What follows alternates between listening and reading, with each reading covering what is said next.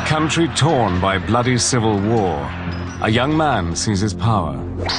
In his native tongue, he is called Dracula. This is not the vampire Count Dracula, but a real historical figure, a Romanian prince. He was celebrated throughout Christendom for his achievements against the Turks. Dracula was a warlord who became known across Europe for his breathtaking courage, but also for his terrifying cruelty. What drove him again and again was a need for survival, a need for affirmation, and a driving need to torture.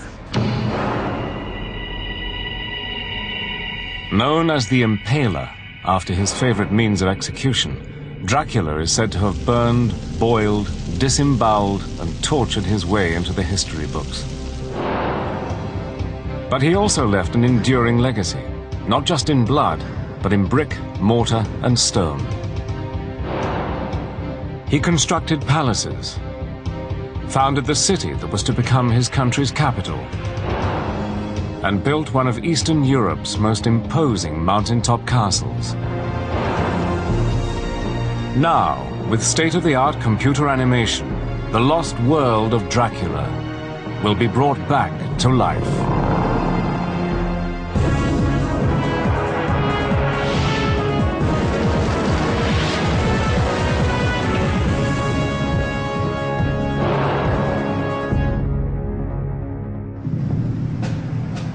Transylvania, a land on the outermost fringes of Europe, dominated by sweeping mountains, steeped in mystery and legend.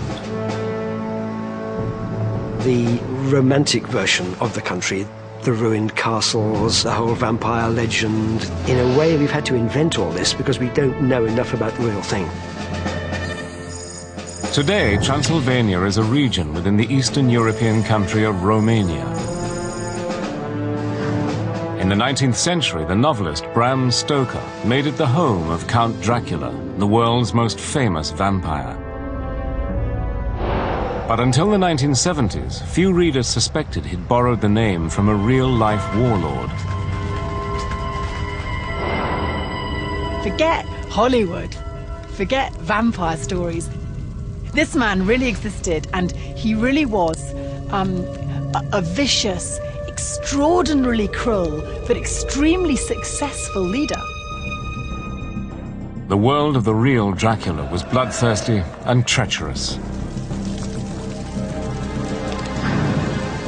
But even by the horrific standards of his own time, he earned a reputation for barbarity.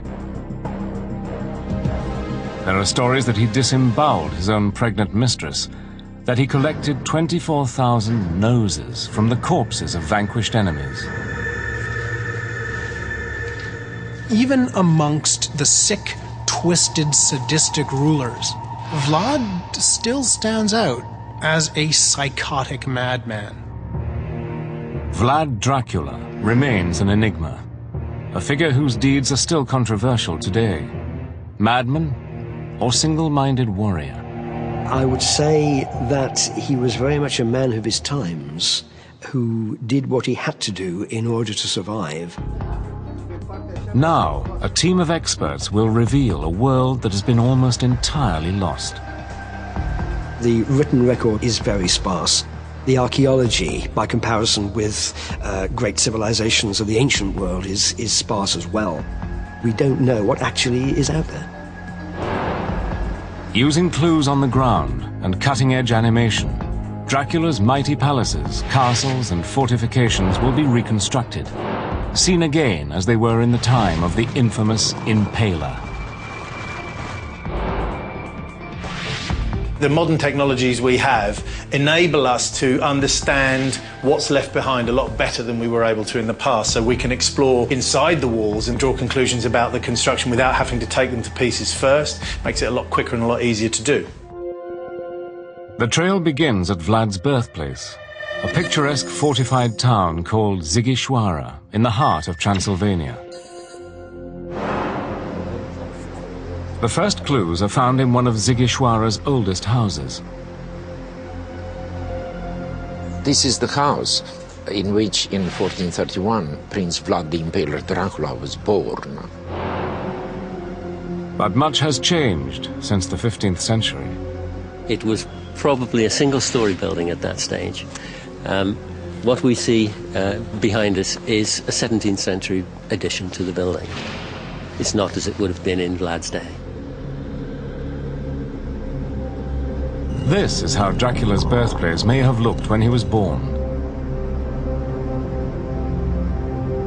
A one-story building in the heart of the citadel. It lacked sewers, plumbing, the most basic amenities.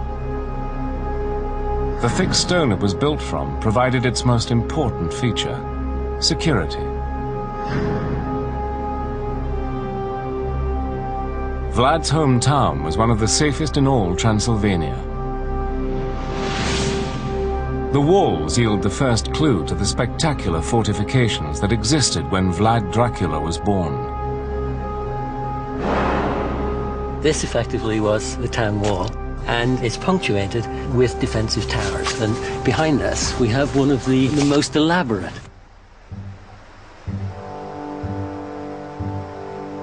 The walls and the defensive towers, called bastions, were up to 10 feet thick.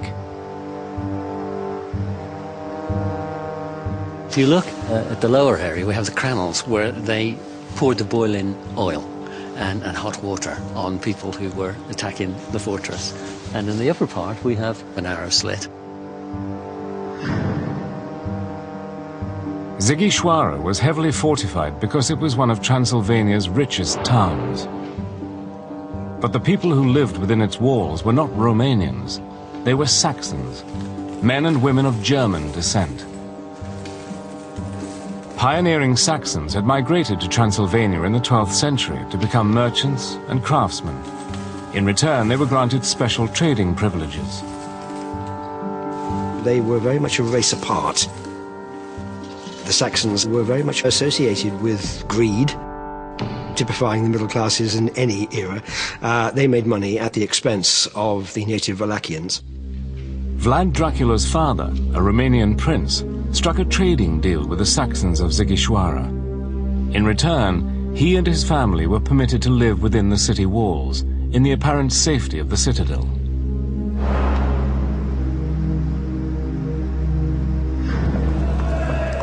But in 1447, Dracula's father was assassinated by a rival clan who seized the throne of Wallachia, Romania's southern province.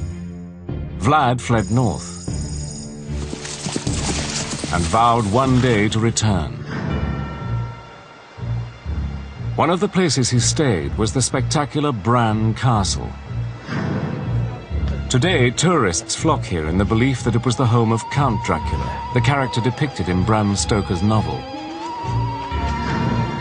The fictional vampire dwelt here amongst the undead, although he was killed with a stake through the heart.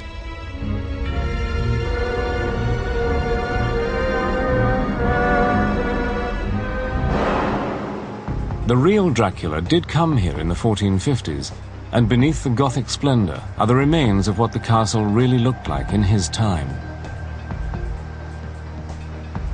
Modernized by Romanian royalty at the beginning of the 20th century, the castle's interior is very different from what it was. By using rarely seen floor plans of the castle, it's possible to see how it looked 500 years ago.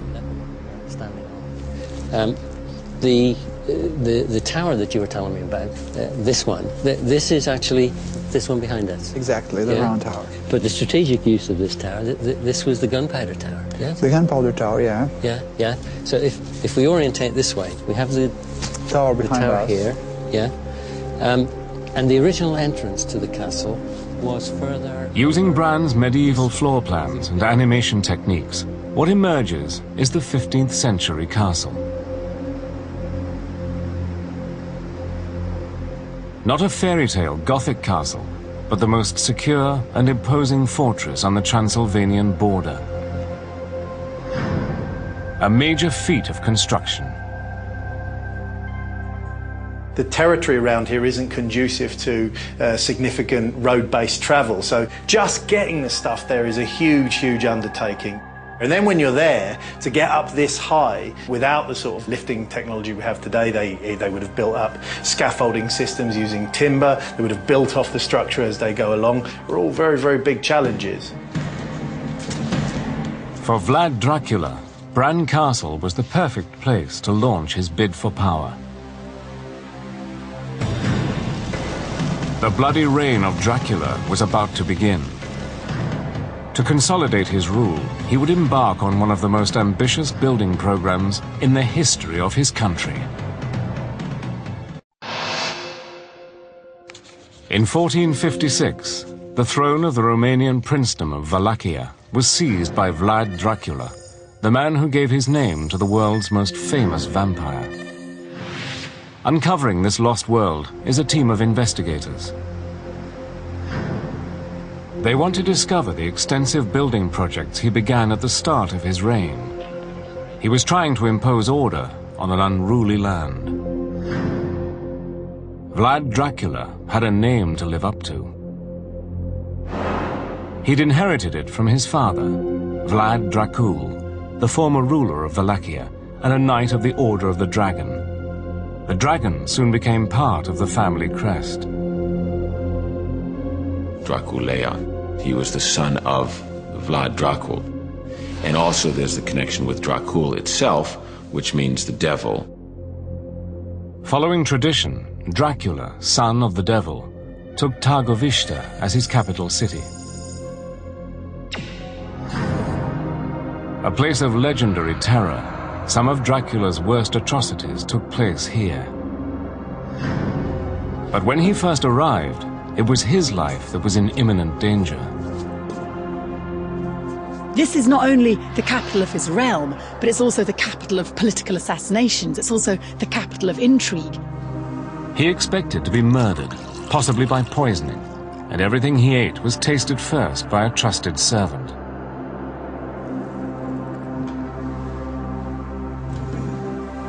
Rival princes called boyars traditionally dominated politics in Wallachia. The knowledge that they would do anything to get rid of him forced Vlad's hand. It was kill or be killed. For generations, the Wallachian landowners had changed their loyalty back and forth and back and forth. And in order to retain power, Vlad has got to get rid of the boyar. Vlad's antipathy towards the boyars was also deeply personal. His father has been murdered by the boyars, and so here is a man, I think, bent on vengeance. He's got a score to settle, and he does. But before Dracula could be rid of his boyar enemies, he needed protection. In the present-day ruins lie clues to a massive building project that began here more than 500 years ago. It's all part of his cunning plan to build this image, if you like, this image of power, this image that he's in control, the impression that he is the great leader, the mighty voivod of Wallachia. The palace complex at Targovishta was begun by Dracula's grandfather. In his father's time, a 60-foot wide defensive moat had been added. But Dracula himself was to build a palace complex that surpassed all that had gone before. The Great Hall was rebuilt to encompass a vast area of more than 3,000 square feet. An imposing watchtower gave Dracula a panoramic view of his territory. The whole palace complex was encased in walls as much as 5 feet thick. The vast cellars beneath the Great Hall reveal the sheer scale of Vlad's ambition. What we have here is a huge volume of space, and that volume was created through the construction of barrel-vaulted cellars. The arches are typical of the Byzantine style of building. They were constructed using a timber framework called a former, with bricks built around it. It was a feat that had to be supervised by a master mason. His very life depended on getting it right. Traditionally, when you remove the formwork from a fresh arch, the master mason has to stand underneath and be the first one there when the formwork's removed. So if it's ever going to fall on anyone, it'll fall on him.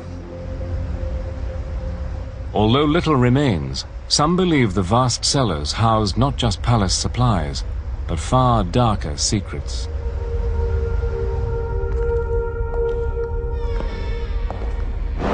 Like Vlad's own private torture chambers.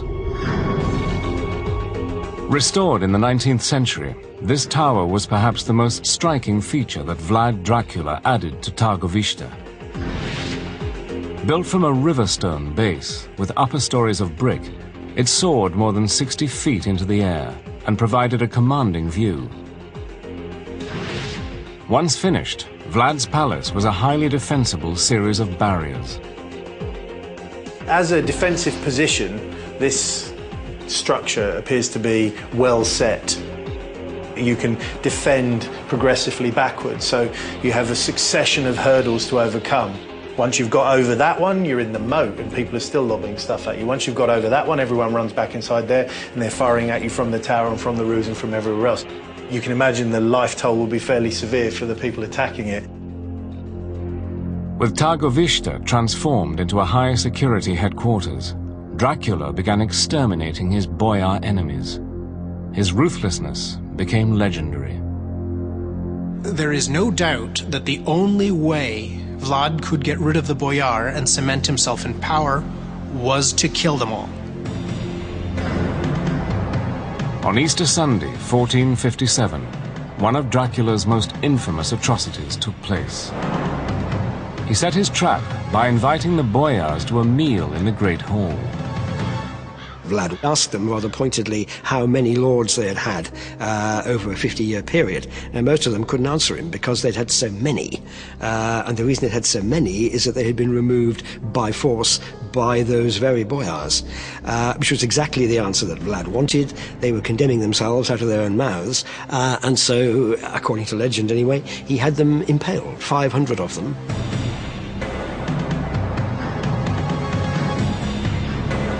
Impalement was a uniquely horrible method of execution. Now, the common way would be to put your enemy on the end, the sharpened end of this stake, pierce them through the navel or through the heart, and hoist them up and leave them to die, a relatively quick death. That was for the more fortunate, because if you really wanted to make an example of you, he'd take this rounded end and he'd grease it, and then he'd pull your legs apart and insert it into your rectum. So through your bottom, and gradually the stake would work its way through your body. This might take a couple of days, okay? So you'd be literally dying for hours. Targovishte was littered with the impaled bodies of the dead and dying. But Dracula didn't kill everyone immediately. For some, he intended a longer, more productive death. Here, on this high, inaccessible mountaintop on the border of Transylvania, they were forced to build a fortress that is the real Castle Dracula. A place that would serve as Vlad's sanctuary.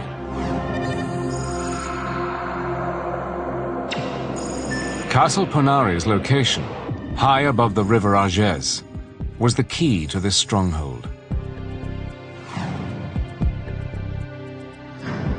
Even today, it remains a remote and forbidding place.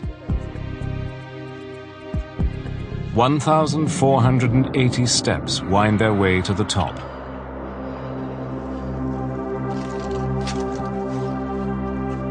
Within these ruins lie remarkable archaeological clues, which will help bring the castle back to life. For a prince bent on achieving absolute power, this was a prime strategic location. And you see here to the south, we have Vlad's lands, his Wallachia. And of course, 50 miles beyond those mountains, you have Targovishte, his very own capital city. But of equal importance, and over here to the north, you have Transylvania. Transylvania, which of course included a couple of Vlad's strongholds. And equally importantly, this was the prime position from which he could deal with those pesky Transylvanian Saxons.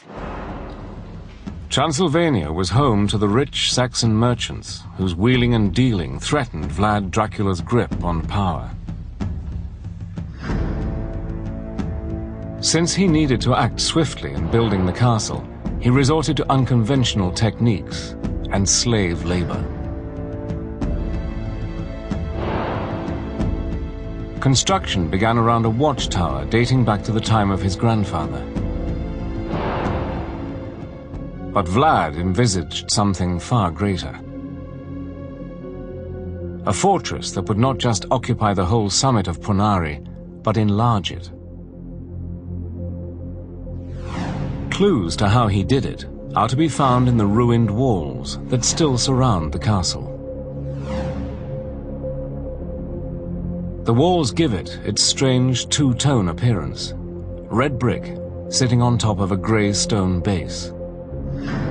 It is a very, very unusual structure because of the combination of the stone and the brick. I would have expected here to have seen the whole thing constructed in stone. Perhaps it was actually easier to build in brick. It certainly would have been an awful lot quicker. Though they stand on a narrow mountain summit, these walls are a staggering 9 feet thick. Very strange. Achieved by using the Byzantine construction method. The Byzantine style was first of all to build the 2 external walls in brick, and then to infill those walls with rubble. The combination of the outer wall, the inner core, and the inner wall together make this an absolutely solid structure. What held the walls together was also the secret of the castle's survival in an area that was actually an earthquake zone. Lime mortar. This is what lime, in its putty form, actually looks like. It's like a very rich whipped cream, effectively. But because it's lime, it won't completely set in this sort of situation, and therefore it allows flexibility. It allows the walls to move, which of course is going to be very useful in an earthquake situation. We won't suffer severe cracks and damage in the same way that you would if you were to use cement. Though they have been struck by numerous violent earthquakes, many of Castle Dracula's walls still stand today. They were constructed using slave labor, the nobles that had been spared from impalement during the Easter massacre at Targovishta. Force marched to Punari, they were now to suffer a far longer, lingering death. Wallachian chronicles report that these men and women worked so hard, they worked until their clothes fell off. They were naked, quite literally. But the castle wasn't built by slaves alone. One ingenious piece of engineering proves that master craftsmen must have been involved. The roofs of the castle collect rainwater and feed it into a cistern. It's constructed in stone, which is it's called rabbetting. And basically, it's cutting the angles of the stone so that the next stone sits in exactly against this one. But what this actually shows is that when this was constructed, whoever was involved in the engineering side of things really understood the whole process of stone construction, of what was needed to hold water for a castle of this size and quality. Everything needed to build Castle Dracula was available in the river valley below.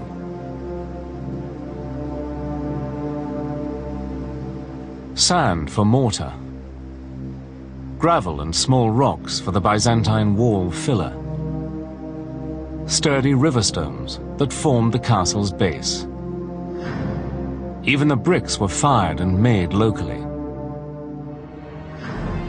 And this was the spectacular result. When it was finished, the castle filled the entire summit, approximately 32 feet wide by 180 feet long. An eagle's nest, Dracula's castle offered excellent security and the control of a key strategic pass between the mountains. But just over the border in Transylvania, the troublesome Saxon merchants were hatching a conspiracy against him. To protect their profits, they were supporting a rival claimant to Vlad's throne.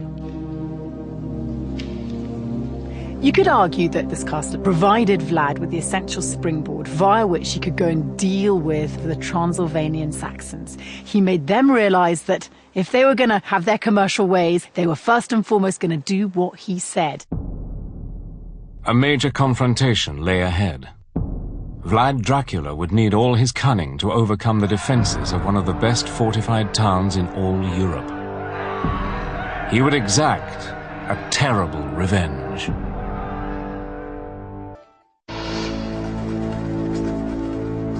German chronicles report that in 1459, Vlad Dracula, the real-life Romanian prince, embarked on a campaign of terror.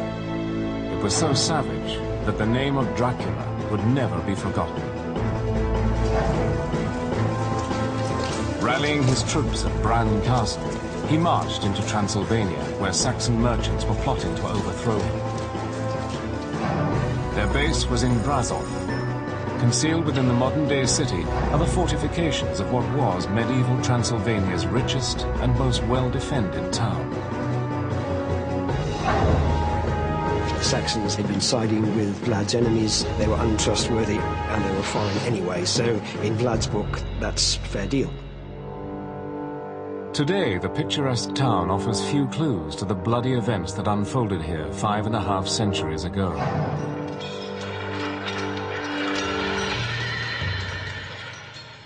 Vlad's attack on Brasov was not easy. The city's military defenses were formidable. A huge wall, nearly 14 feet thick in some places, ran around the entire Saxon city. At regular intervals were bastions. This bastion was run by the Weavers' Guild. This is one of the most important fortifications that has survived, fairly intact. And in terms of its architecture and form, it's extremely important in understanding the defensive systems of the early 15th century. A multi-leveled wooden gallery was built on to the inside of the wall. What we see here is very, very high quality work in oak. And we have the roofs at the moment are covered in snow, and underneath that snow is timber roofing. Cut into the outside walls are arrow slits and loopholes, later to be used for cannon and muskets. The Saxons believed they were safe behind their mighty fortifications, but they underestimated Dracula's cunning. Dracula had grown up in a Saxon town and knew their way of fighting. He knew a frontal assault was doomed to failure. So he took Brasov by surprise, attacking by night and ransacking its suburbs before his people could retreat to safety behind the walls. Everyone he caught was impaled in the surrounding hills. According to later Saxon accounts, thousands died. The execution took place on the hanging hill, which is behind this mountain. The attack on Brasov inspired the most infamous of all the images of Vlad, the Forest of the Impaled. It depicts the prince eating his dinner amid corpses. Some suggest this picture is the first link between Vlad Dracula and vampirism. Impalement is a slow process. It can't be done quickly, especially with large numbers. Then he would have been having a meal while he was watching it. But he's not actually drinking their blood, and he's not eating their flesh. There is nothing cannibalistic, I don't think, about Vlad. Created by Saxon storytellers, the purpose of these pictures is clear: to forever associate the name of Dracula with evil. The woodcuts themselves, of course, are propaganda. They are the early version of video nasties, and people wanted to look at them and gawp, and they paid good money to do it. With Brasov subdued, Vlad turned his attention to the Ottoman Empire. The Muslim superpower of the day, its vast borders reached Vlad's own territory. The Ottoman Turkish Empire were continuing to look westward, look towards Europe, as the next place they were going to conquer. And aside from a few hill tribes like the Wallachians, there was nothing to stop them. But Vlad Dracula was determined to resist. He began to concentrate his building efforts in the south of his realm. Here he erected a stunning new palace of brick and stone. For 5 centuries, it has been lost to time, until now. Hidden beneath the streets of Bucharest is the secret world of this once great residence. These ancient walls conceal evidence of past glories few even know existed. We're always thinking of, Vlad as defending and fighting, but don't forget, he was a man with a great deal of commercial nous, and this was an extremely important economic route. Vlad knew the Turks could threaten these trade routes at any moment. He built his palace in a hurry with the best specialists available. He called in Transylvanian stonemasons. He also called in approximately 1,000 workers to make sure that this was erected, and this was erected quite quickly. Excavations in these tunnels reveal a building of a compact design, born out of urgent necessity. Altogether, it was a functional fortress as opposed to a sort of exotic palace. Later rulers would rebuild and extend it, but hidden in the building's foundations are clues to its history. Take this piece of wall here. You have in the middle brickwork that dates back to Vlad's time. Now on either side of that you see brickwork that's been added on at later dates. And I think that's what's the sort of most fascinating part, if you like, because you have archaeological evidence from the 14th century, also the 15th century, the 16th century, the 17th century, the 18th century, and the 19th century. Using animation based on this archaeological detective work, Dracula's original palace can be seen once more. It's a commanding fortress and would have served as an essential bulwark to Vlad's southern frontier. Dracula now had his domain of Wallachia in an iron grip, but his greatest enemy, the conquering Ottoman Empire, was waiting at the border.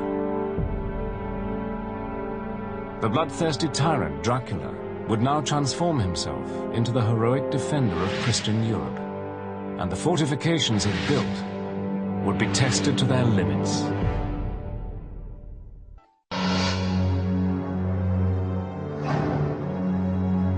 With his country secured by a series of fortified palaces, Vlad Dracula, Prince of Wallachia, began planning for war. Amid the massive 5-foot-thick walls of his palace at Targovishta, Vlad received a delegation from the Ottoman Turks. Their all-conquering armies had reached his borders and now threatened Christian Europe. According to legend, the envoy demanded Vlad pay a tribute, but he refused, claiming the envoy had insulted him. They don't remove their turbans. And Vlad asked them why they were being so insulting, and they said it's not our custom, we never remove our turbans. So he ordered then that they could never remove their turbans, because they were to be nailed to their heads. By the winter of 1461, Dracula and the Ottomans were at war. With unexpected speed and boldness, Dracula led his soldiers on a brilliant campaign into enemy territory. Everyone who got in his way was put to the sword. A nobleman like Vlad could not hang back in battle. He had to be physically courageous, otherwise he was nobody. Vlad returned to the safety of Targovishta's fortifications. In 1462, he wrote to neighboring kingdoms, demanding help from his fellow Christians. With one dispatch, he sent a demonstration of his military prowess. 23,884 severed noses, cut from the faces of his fallen enemies. The Turkish Sultan Mehmet, himself a ferocious general, set out to meet him in battle, bringing an army 3 times the size of Vlad's. Though Targovishta had formidable defenses, Vlad knew the palace could not hold out against a protracted siege. The way you broke down defensive positions like this was either intrigue, where you paid someone to let you in, open the door, or you starved them out. They're a good answer if all you're worried about is someone knocking on your door for a few weeks. If you have to hide here for 3 years, it's not quite so good. Vlad was forced to change his tactics and retreat. Mehmed was a master of psychological warfare. But what he encountered was an even more powerful psychological warrior. Vlad used savage guerrilla tactics, keeping to Romania's thick forests, venturing out to strike quickly and brutally, then vanishing.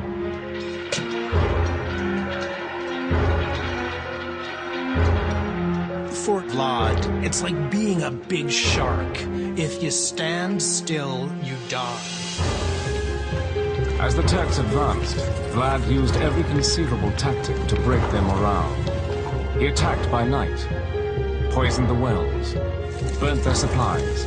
He even paid diseased men to infiltrate the Ottoman ranks.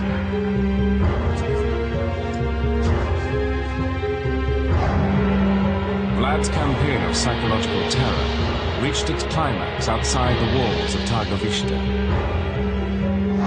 When he abandoned his palace, he left behind a sight that would haunt the Sultan for the rest of his life. It gave rise to Vlad's Turkish nickname, Kazikli Bai, the Impaler Lord. Mehmed himself, who was a frighteningly cruel man, turns away. The sight of 20,000 corpses with their bowels spilled out down poles was enough to take a seasoned, young, fit soldier like Mehmed II and send him running. The traumatized Sultan retreated to his homeland, leaving others to fight Dracula. They drove him back, and he was forced to retreat to his sanctuary at Ponari. Castle Dracula. The castle's position and defenses made a frontal assault impossible. But for some of those trapped inside, life became unbearable. Panic-stricken by the idea of being tortured to death by the Turks, Dracula's wife threw herself from the battlements into the river far below. To this day, it's called the Princess's River. But Vlad did not give up. He would get out and live to keep fighting. In the village of Arefu, only a few miles from the castle, they tell a story about Dracula's daring escape. Stimați oaspeți, cu permisiunea dumneavoastră, crede că The villagers take great pride in the way in which they've helped shape history, how they helped trick the Turks. And basically they devised a plan whereby they turned their horseshoes the wrong way round and reattached them onto their horses. And then they led Vlad away on these horses in the dead of night. So of course the Turks, when they saw the footprints, thought he'd gone into the castle, but in fact he had actually left the castle unbeknown to them. Mulțumesc foarte mult. Dracula fled into Transylvania and exiled. 10 years later, he returned to reclaim his throne. He came back to his palace in Bucharest and again began preparing defenses to repel a Turkish invasion.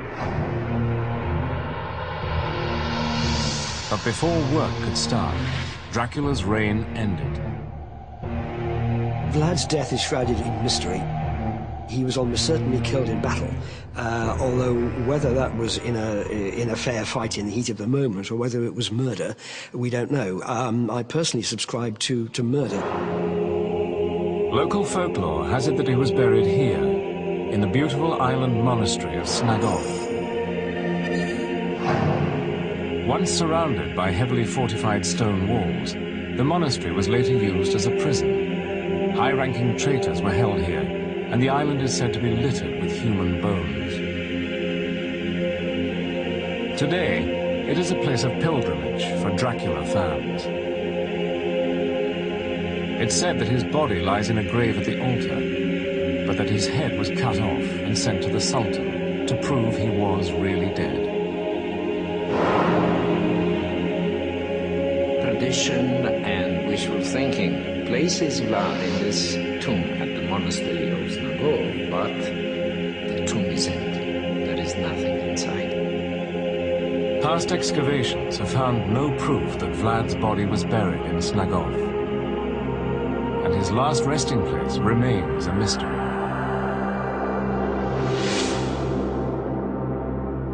In Romania today, Vlad Dracula is a national hero, despite his brutality. Vlad is very much the guy on the white horse. I think Romanians today see him as that. He's a freedom fighter. He is a nationalist. He's a man of the people. Dracula was the last great builder of an independent Wallachia. Soon after his death, the Ottomans brought the country firmly under their control, and it was forbidden to build fortifications. But Dracula's castles remain, a testament to a warlike but free past. The royal palace of Targovishte that he completely redesigned. The founding of Bucharest and its castle. And the inaccessible sanctuary of Ponari, the real castle of Dracula. Each symbolize the indelible mark Vlad Dracula has left on his country. In the ruins of his once great palaces, and in the memory of the Romanian people.